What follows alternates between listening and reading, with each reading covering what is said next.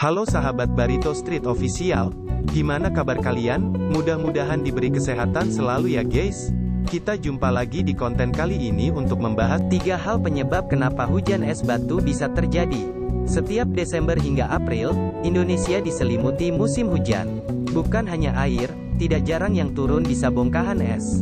Dari ukuran koin hingga ukuran batu, tidak jarang fenomena hujan es ditakutkan sebagai tanda akhir zaman.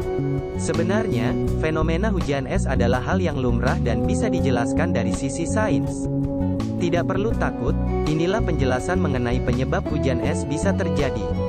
Yuk, segera berlindung dan jaga selalu keluarga kalian. Nomor 1, proses terjadinya hujan es. Dilansir National Severe Storms Laboratory, atau disingkat, NSSL, hujan es adalah salah satu kondisi presipitasi yang terbentuk saat tetesan air terbawa angin ke bagian atas yang dingin pada awan badai petir hingga membeku dan membentuk batu es.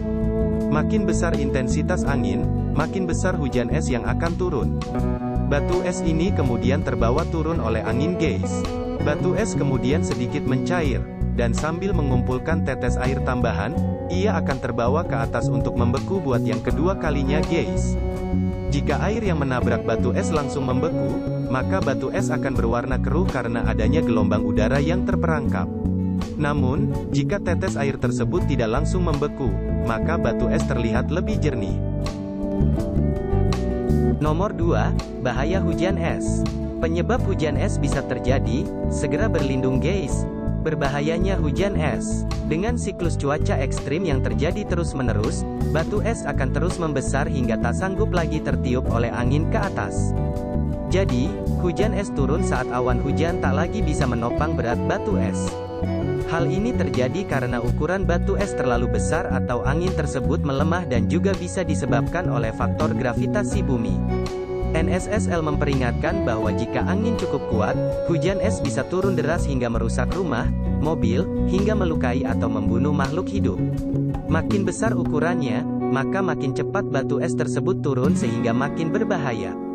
Bahkan, batu es dengan diameter 10 cm, bisa turun dengan kecepatan 161 km per jam. Nomor 3, hujan es jarang di iklim tropis.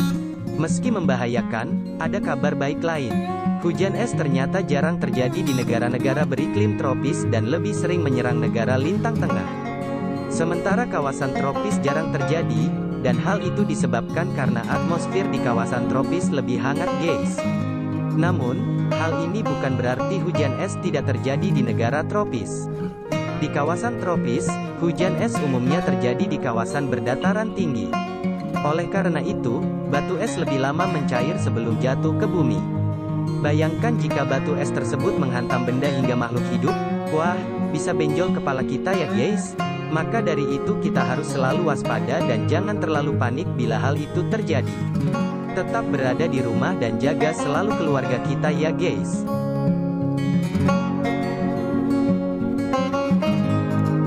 Itulah 3 hal kenapa hujan es batu bisa terjadi. Kita sudahi dulu pertemuan kita kali ini ya.